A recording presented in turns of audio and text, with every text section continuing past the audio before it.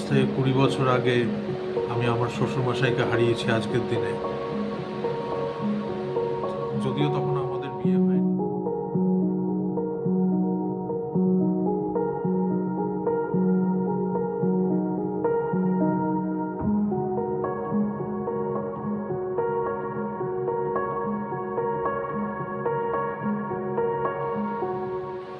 Good morning and welcome to ফোরলি। সকলকে স্বাগত জানাই আরেকটা নতুন ব্লগে। এখন বসেছি চায়ের টেবিলে। তো ব্লগটা আজকে আমি একাই স্টার্ট করলাম, তার কারণটাও তোমাদেরকে বলি যে আজ থেকে 20 বছর আগে আমি আমার শ্বশুরমশাইকে হারিয়েছি আজকের দিনে। যদিও তখন আমাদের বিয়ে হয়নি, শর্মিষ্ঠা তখন ফার্স্ট ইয়ারে পড়ে। তো সেই জন্য আজকে শর্মিষ্ঠা একটু আনকমফোর্টেবল ফিল করছিল সকাল থেকে ক্যামেরার সামনে আসতে। তো যাই হোক, আমিও সেই জন্য আর ফোর্স করিনি ওকে। ও একটু টাইম নিক, নিশ্চয়ই আসবে, তোমাদের সাথে কথা বলবে। আর 27শে এপ্রিল উনি আমাদের ছেড়ে চলে গেছেন। আর ডেটটা সেম, মানে 27শে সেপ্টেম্বর 2018-এ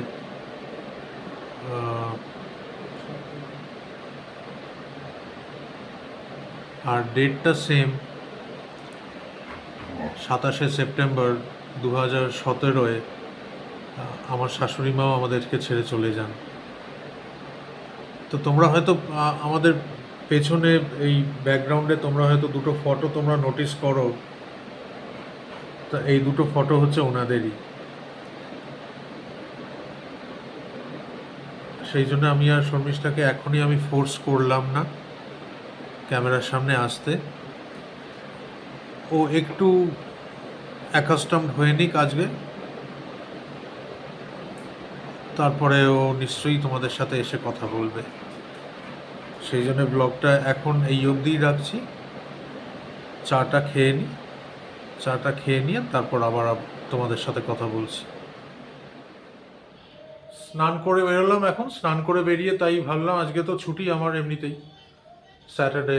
তা সকালবেলা ঠাকুরকে দিয়ে দিই, কারণ আমাদের তো 3 বেলা ঠাকুরকে দেওয়া হয়। সকালবেলা একবার, মানে আমরা যেরম খাই ঠাকুরও আমার সেরমই খায়। আমরাও সকালবেলা ব্রেকফাস্ট করি, লাঞ্চ করি, ডিনার করি, ঠাকুরেরও সেই সেম জিনিসটাই ফলো করি।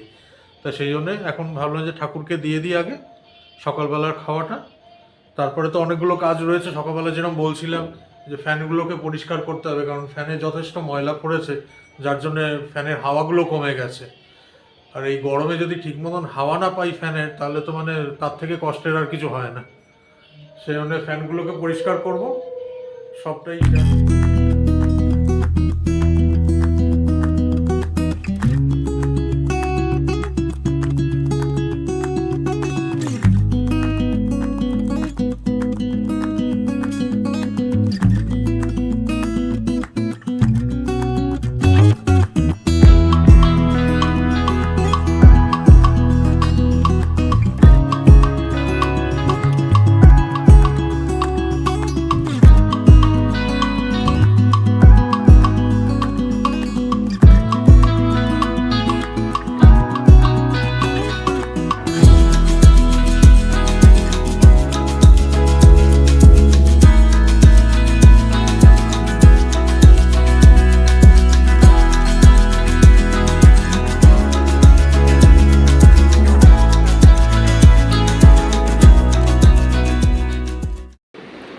আজকে ব্রেকফাস্টে মা আমাকে হোয়াইট সস পাস্তা বানিয়ে দিয়েছে।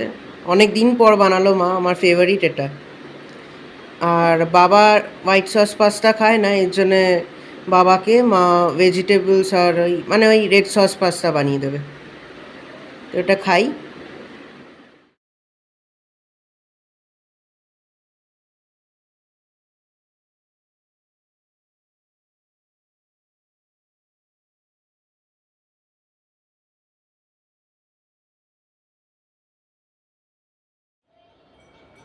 বাকি ঠাকুরকে মোছানো হয়ে গেছে, এবার পালা হচ্ছে আমার আর 2 সন্তান, ছোট গোপাল আর বড় গোপালের। এবার ওদেরকেও এবার স্নানটা করাই।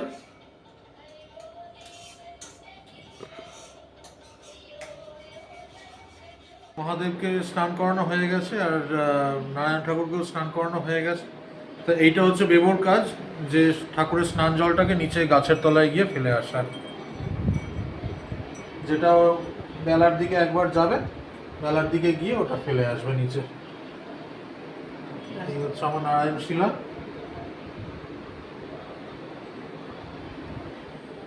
এগুলো হচ্ছে রুদ্রাক্ষ, দুখানা রুদ্রাক্ষ রয়েছে, তাই ওটা শিবলিঙ্গের সামনেই ওটা দিয়ে রাখি সব সময়।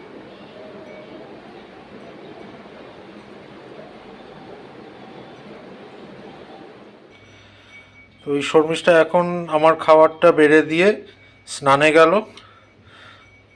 আমি খাই হচ্ছে এরম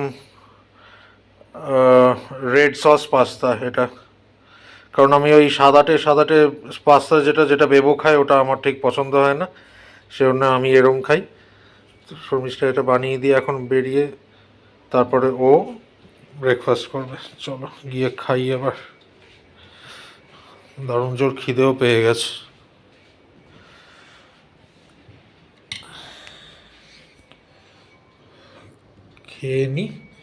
খেয়ে নিয়ে তারপরে যে যে কাজগুলো আছে বললাম বাড়িতে, ফ্যান পরিষ্কার, সেগুলোকে করব। অনেক কাজ। ঠিক আছে, খেয়ে নিই আগে।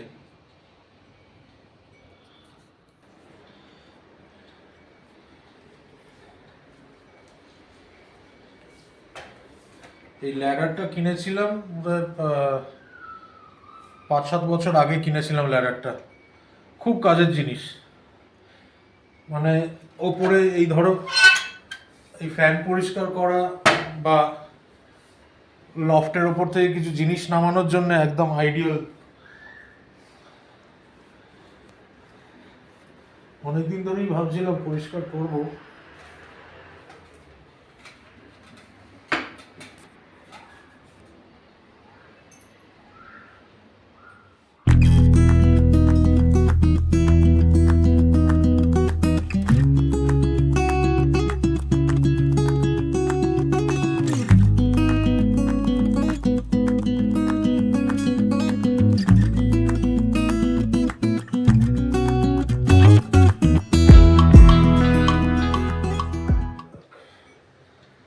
এই যে এর থেকে কত নোংরা পড়েছে,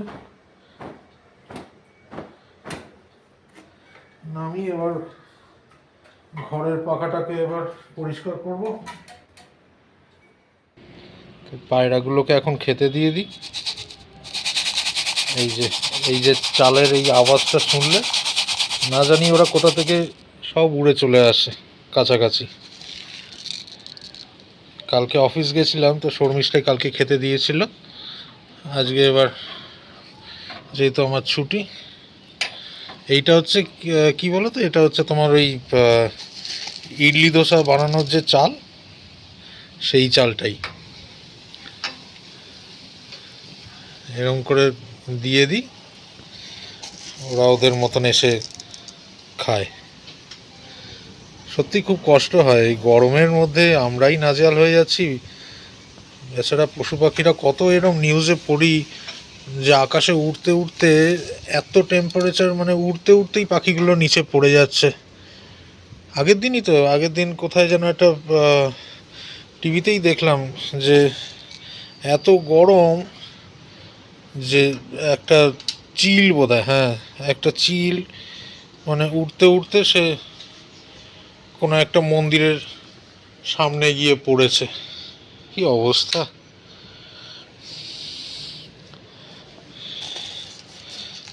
আমরা মানুষরাই যদি ওদের একটু দেখাশোনা করতে পারি তাহলে তো ওদের পক্ষেই ভালো।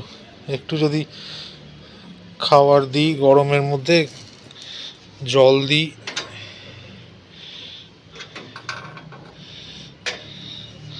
এই যে জলের বাটিটা দেখছি খালি, মানে ওরা মাঝে মধ্যেই এসে আবার কিরম করবে জানো তো, এই যে জল দিচ্ছি তো এই বাটির ওপর বসে স্নান করবে, আবার পরে এই জলটাই খাবে।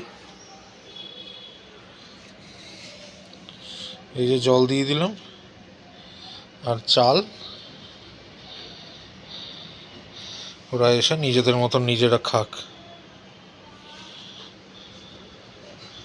এটা বন্ধ করে রাখি, তার কারণ এটা একদিকে বাঁচো আছে, জানলাটায় নেট দেওয়া রয়েছে, এই দিকটা খোলা রয়েছে। এই দিকটা খোলা থাকলে কি করি, পর্দাটা দিয়ে রাখি। না হলে পর্দা যদি না দিই না, তাহলে ওরা ঘরের ভেতর ঢোকে। আগের দিন একদিন দেখলাম যে ঘরের ভেতর ঢুকে পড়েছে। ঘরের ভেতর ঢুকে এবার দেখছি আলমারির ওপরে বসে রয়েছে এসে। আসলে কিছুই না, এত বাইরে রোদ তো, ওই জন্য ছাওয়া খুঁজছিল বোধহয়। ছাওয়া খুঁজতে খুঁজতে তারপর ঘরের ভেতরে এসে বসেছে।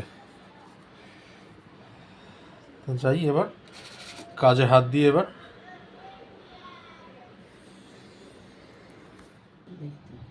ওই যে দেখতে পেয়েছো, জুম করে দেখাচ্ছি, দেখো কতটা কি দেখা যাচ্ছে পরিষ্কার জানি না। ওই যে দুজনে মাথা নিচু করে খাচ্ছে তো, ওই জন্য। এই যে আরেকজন ওইদিকে রয়েছে, আরেকজন ওইদিকে রয়েছে, আরেকজন এইদিকে রয়েছে। ওই যে আরেকজন। এটা তো সবে দুজন, এবার আরো না জানি কোথা থেকে উড়ে উড়ে চলে এসে তারপর শুরু করবে মারপিট, কে আগে খাবে। ওই উড়ে গেল।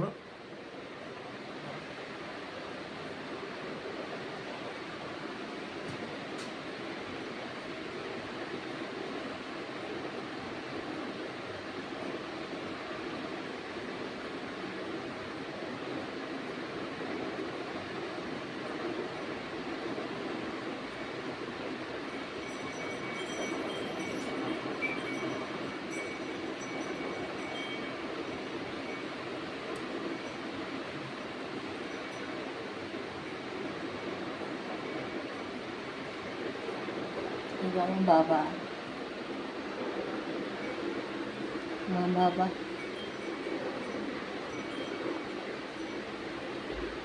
বাবা 2 বছর আগেই চলে গেছে।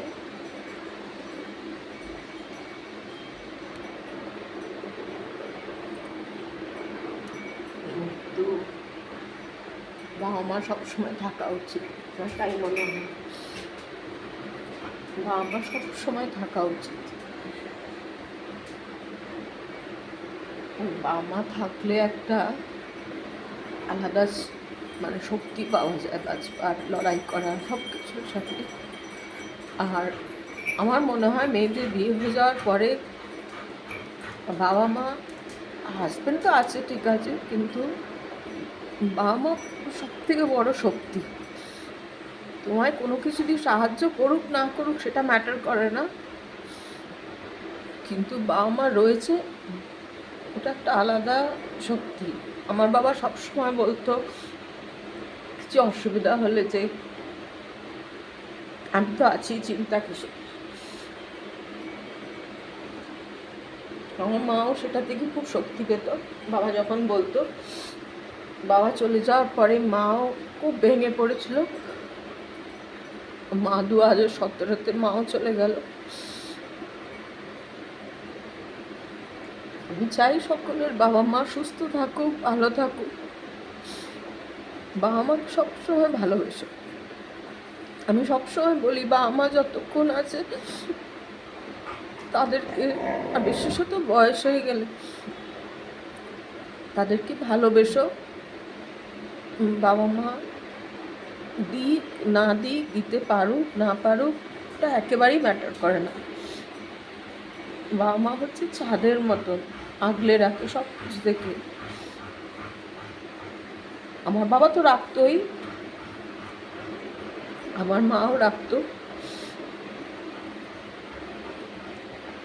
20 বছরটা মনে হয় না, 20 বছর মনে হয় সেদিন বাবা তো ছিল আমাদের সাথে।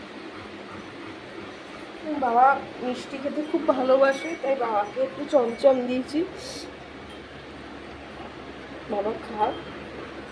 আগে রান্না করে দিতাম, মা যতদিন বেঁচে ছিল রান্না করে দিতাম। তারপরে মা মারা যাওয়ার পরে আমাদের যে পুরোহিত ঠাকুরমশাই উনি বললেন যে এরকম আর রান্না করে দেবে না, ফল মিষ্টি এগুলোই দেবে, রান্না করে কোনো কিছু রান্না করে দেবে না। হয়তো আমরা রান্না করেই দিতাম, মা বাবা যা ভালোবাসতো তাই মা বলতো যা পারবে তাই রান্না করে দেবে, সেই করে দিতাম। মা মারা যাওয়ার পরে ঠাকুরমশাই আমাকে, আমার দিদি আছে, আমাকে দিদিকে দুজনকেই বললো যে না রান্না করে দেবে না, মিষ্টি এগুলো দেবে, ভাত অন্ন এগুলো কিছু দেবে না। তাই আর দিই না, উনি যা বলেছেন সেটা।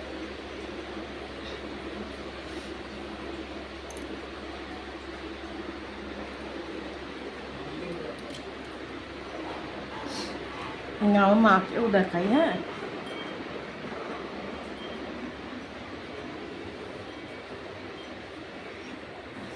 এই যে মা, আমার মা সব ভীষণ সরল ছিল, ভীষণ সরল, যে যা বলবে তাই বিশ্বাস করবে। আমার মা সব থেকে কাছের ছিল আমার। আমার বাবা একটু দিদিকে বেশি ভালোবাসতো, যেটা হয় বাড়ির বড় সন্তান। আমার মা সব থেকে আমার ক্লোজ। মা চলে যেতে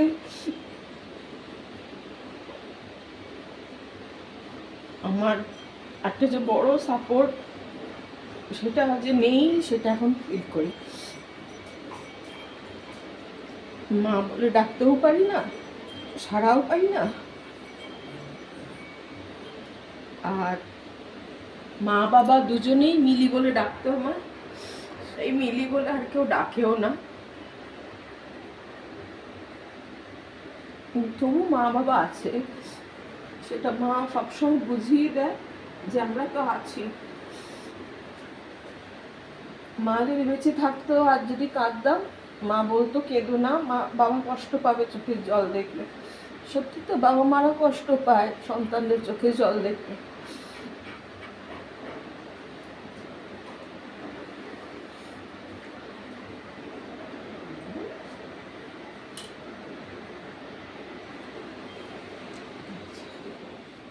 আজকের ব্লগে এটা একটা ইমোশনাল জায়গা ছিল আমাদের। যেমনটা দেখলে শর্মিষ্ঠা বাবাকে আর মাকে ফুলমালা দিয়ে সাজিয়েছে, খেতেও দিয়েছে। আমি ইচ্ছা করে, ও যখন কাঁদছিল আমি ইচ্ছা করে ওকে থামতে বলিনি, কারণ মানুষের কান্নাটা হচ্ছে এমন একটা জিনিস আমি মনে করি যেটাকে সবসময় চেপে রাখা উচিত নয়। এটা সত্যিই একখানা ইমোশনাল জায়গা বাবা মাকে হারানো জীবনে, যে কত বড় লস, আর এই লসটাকে কেউ কোনোদিনও রিপ্লেস করতে পারবে না। তো সেই জন্যই আমি ইচ্ছাকৃতই ওকে আর থামাইনি কান্নার থেকে, কারণ কাঁদলে আমি মনে করলাম হয়তো মনটা একটু হালকা হবে আজকের দিনে। কারণ সকালে যেরকমটা বলেছিলাম, ও যখন ফার্স্ট ইয়ারে পড়ে তখনই বাবা ছেড়ে চলে যায়। এমনি তারপরে মার সাথেই ওর দিন কাটে। বাবা যখন ছেড়ে চলে গেছে তখন ওর সাথে আমার দেখা হয়নি, মানে আমরা দুজনে তখন টাচে ছিলাম না। আমি তখন ব্যাঙ্গালোরে অলরেডি চলে এসেছি চাকরি সূত্রে। কারণ শর্মিষ্ঠার সঙ্গে আমার আলাপ সেই স্কুল থেকে, আমরা দুজনে এক স্কুল থেকে দুজনে দুজনকে চিনি। তো সেই টাইমটা 2004 সাল যখন, তখন আমি ব্যাঙ্গালোরে, আমার সঙ্গে সেরম মানে টাচেই ছিলাম না দুজনে দুজনে। সেই স্টোরিটা একদিন শেয়ার করব তোমাদের সাথে, আমার আর শর্মিষ্ঠার কীভাবে আবার আলাপ হলো, কিভাবে দুজনে দুজনকে ভালো লাগা এগুলো সব শুরু হলো, সেগুলো একদিন একটা ব্লগে আমি শেয়ার করব নিশ্চয়ই তোমাদের সাথে। যাই হোক, যেটা বলছিলাম যে 2017-তে মাও ছেড়ে চলে যায়। মা ছেড়ে চলে যাওয়াটা শর্মিষ্ঠার কাছে বেশি পেনফুল। তার কারণটা হচ্ছে, ও ও মার সাথে বেশি ক্লোজ ছিল, বাবার সাথে যত না ছিল ওর মার সাথে ও বেশি ক্লোজ ছিল। বাবা হয়তো না, বাবা দিদিকেই বেশি প্রেফার করতো, বেশি ভালোবাসতো, স্বাভাবিক। প্রথম সন্তান হলে তার প্রতি তো একটা আলাদা টান থাকেই বাবা মায়ের। সেই জন্য শর্মিষ্ঠা ছিল মায়ের সব থেকে বেশি ক্লোজ। তো মাকে হারিয়েছে যখন, তখন সত্যি মানে সিচুয়েশনটা আনকন্ট্রোলেবল ছিল। যাই হোক, ভগবানের যাকে যখন নেওয়ার তখন তো তাকে নেবেই সে, আর এগুলো তো কারুর হাতে নেই, এগুলো কারুর হাতে নেই। যাই হোক, জীবন তো কাটাতেই হবে, মানুষ আসবে মানুষ যাবে,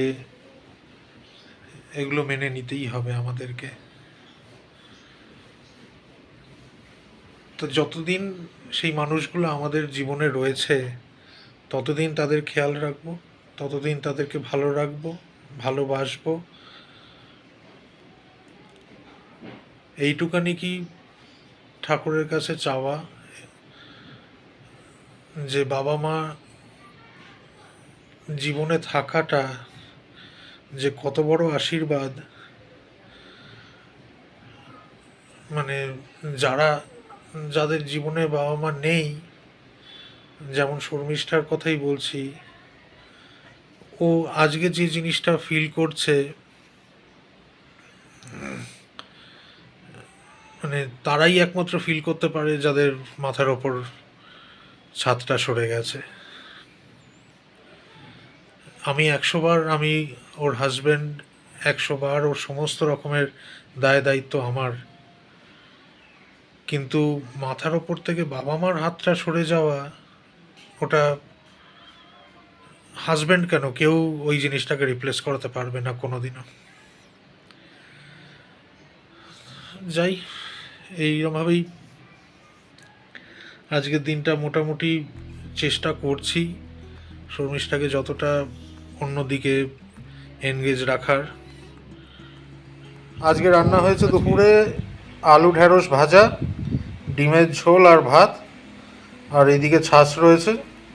ওই যেরমকার প্রতিদিন হয়, দুপুরেও যা খাওয়ার রাত্রেও একই খাওয়ার, আলাদা করে ওই জন্য আর খাওয়াটা দেখালাম না। খেয়ে নিই, তারপর কথা বলছি। এখন বসে একটু সবাই মিলে একটু এমনি একটু কথা বলছিলাম, গল্প করছিলাম